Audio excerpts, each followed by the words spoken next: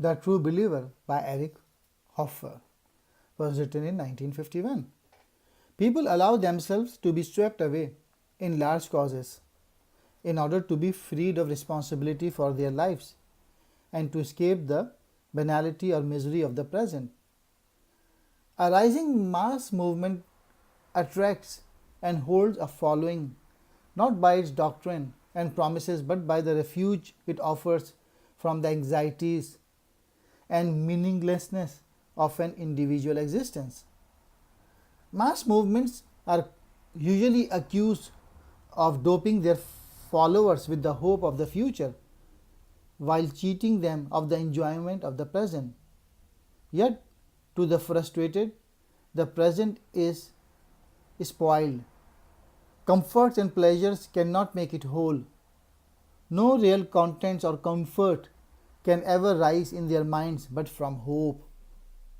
The True Believer Thoughts on the Nature of Mass Movement is a compelling foray into mass movements and their power to shape minds, showing us how spiritual hunger leads people to jettison their old selves in order to become part of something apparently greater and more glorious.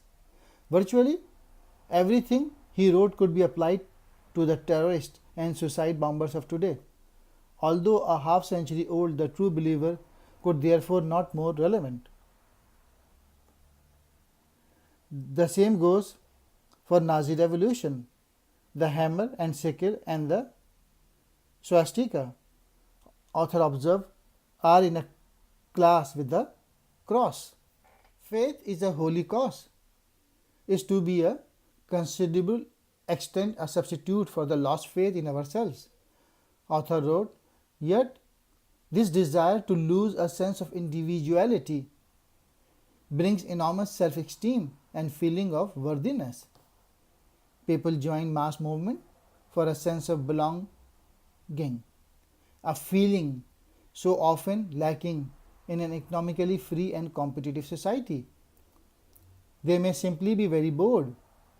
Hitler, author noted, was financed by the wives of some of the Germany's great industrialists whose regular amusement or enthusiasm no longer satisfied. To the non-believers, the sacrifice of a martyr, a kamikaze pilot, or a suicide bomber seems totally irrational. However, if our present life is considered worthless and our belief in the movement is so great, it will not be such a leap to die for it. Before people reach this watershed, author said, they will strip themselves of a sense of their own individuality.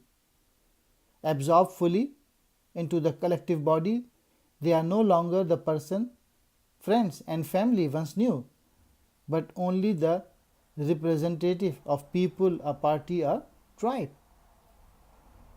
To the true believer, non-believers are weak, corrupt, without backbone. The perception of their own purity of intent allows them to do anything in the name of their noble intention, including taking their own life.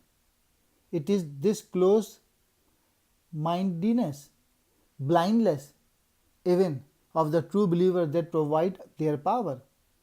If the world is black and white, then action is clear.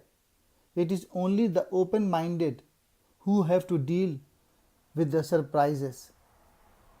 The true believer is not just about mass movements.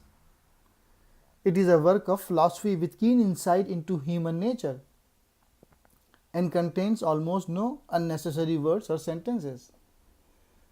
The book is also a great example of why questions of human motivation and action should never be left to psychologists alone.